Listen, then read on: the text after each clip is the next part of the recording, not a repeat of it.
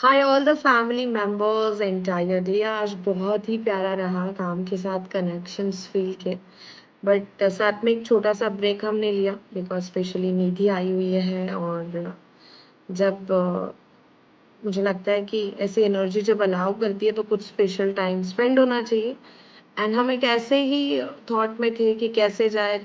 कोई प्लानिंग नहीं थी, रैंडमली मैंने कहा कि मूवी के लिए चलते हैं। फिर इंग्लिश मूवी देखनी थी पर वैसे वो टाइमिंग सेट नहीं हो रहे थे। हिंदी मूवी देखने का निधि का वैसे ज़्यादा मन नहीं था।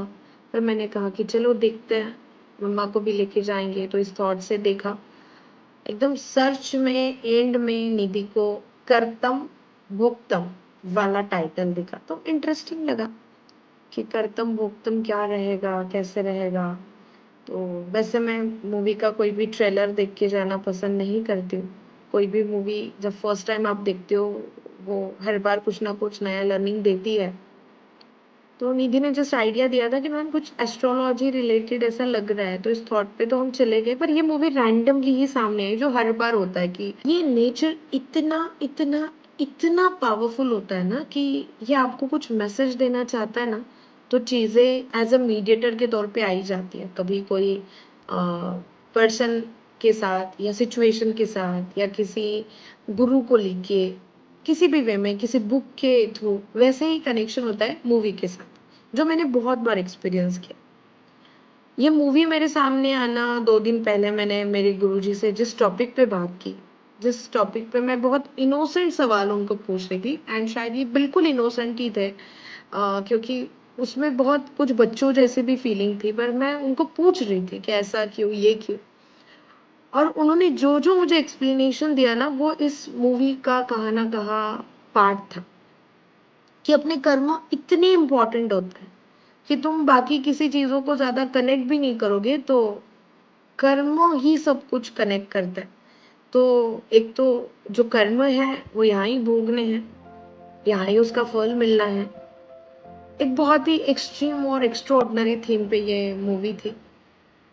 मैं ज़रूर चाहूँगी कि जो एनर्जी पे बिलीव करता है ना, और जो स्पेशली कर्मा पे बिलीव करता है, आप देखिए, बहुत ही कनेक्टेड। और आपने जो कर्म किए हैं, फिर वो अच्छे हैं या बुरे हैं, इस बात का हर बार ध्यान रखिए कि उसको भोगना तो पड़ेगा, छुटकारा ही नहीं है। अपने कर्म पे ध्यान दीजिए। और जब आप अंदर से प्योर और ऑनेस्ट है ना, तो वो किसी को समझाने की कोशिश ही मत करो। बिकॉज जब आप ऑनेस्टी के साथ, प्योरिटी के साथ चीज़ों में अपना बेस्ट देते हो ना, तो एग्जाम्स बहुत होते हैं। और एक बात बताऊँ, ऐसा लगता है ना कि हम प्योर हैं, हम अच्छे हैं, तो हमारी एग्जाम्स क्यों होती है? फिर उस समय भगवान क्यों नहीं बचाते? क्योंकि ना भगवान देखना चाहते हैं कि आप पेपर कैसे सॉल्व कर रहे हो। आपके टीचर आपसे कितना भी लगाव रखते हो, बट एग्जाम के समय वो ऐसे ही देख लेंगे सही जा रहे हैं या गलत। उस समय आपको कुछ नहीं बोलेंगे। ऐसा ही रोल होता है, पता है, इन सब चीज़ों का। इस बस साइंस को समझ लो। आपकी प्योरिटी और आपके कर्म आपके साथ बहुत एक्स्ट्रॉर्डिनरी ब्लेसिंग के साथ रहता है, और लाइफ में मिराकल होते हैं। सिंपल है ना कि हमारे ही कर्म और उसका ही रिफ्लेक्शन आने वाला है, तो काम वो ही करो ना, जो उसको भोगने का जब टाइम आए ना, तो अंदर से एक सुकून मिले। कर्म वो ही करो जिससे सुकून मिले। जर्नी वैसे होती है ये चैलेंजिंग, बट बहुत ब्लेसिंग फील करो।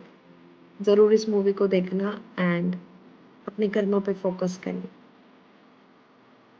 इसलिए नहीं कि बुरा कर्म करेंगे तो भोगना पड़ेगा, इसलिए क्योंकि उस ईश्वर को हम पे बहुत भरोसा है ना, इसलिए प्यारा जन्म मिला।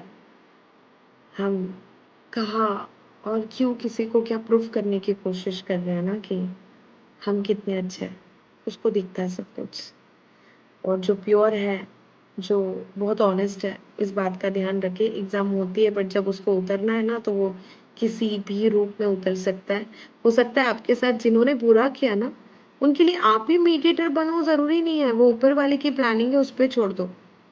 बट इस मूवी में जिस वे में बताया है कि जो किया भुगतना तो यहाँ ही है, तो क्यों नहीं एक ऐसे राह पे चले कि उस बैलेंसिंग के लिए भी भगवान आपको ही चुने और आप उसको रियलिटी में एक्सपीरियंस कर पाओ। हाँ, ये सच है क्योंकि इतने सालों से इसी इंडस्ट्री में मैं एज़ अ मीडिएटर के तौर पे हूँ।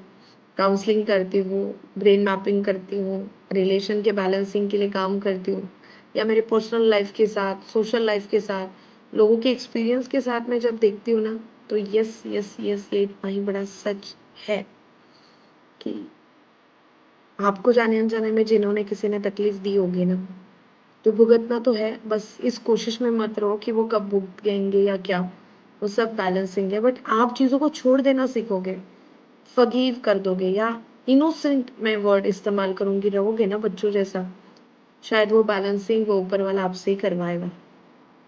हाँ, मैं जो बोल रही हूँ शायद हो सकता है बहुत सारे लोगों के पास इसका एक्सपीरियंस ज़रूर हो, तो इस वीडियो को शेयर करें, लाइफ़ के लेसन को कनेक्ट करें and I am feeling so blessed. Thank you so much for wonderful movie and thank you so much everyone जो मेरे लाइफ़ का पार्ट बने हैं। Thank you, thank you.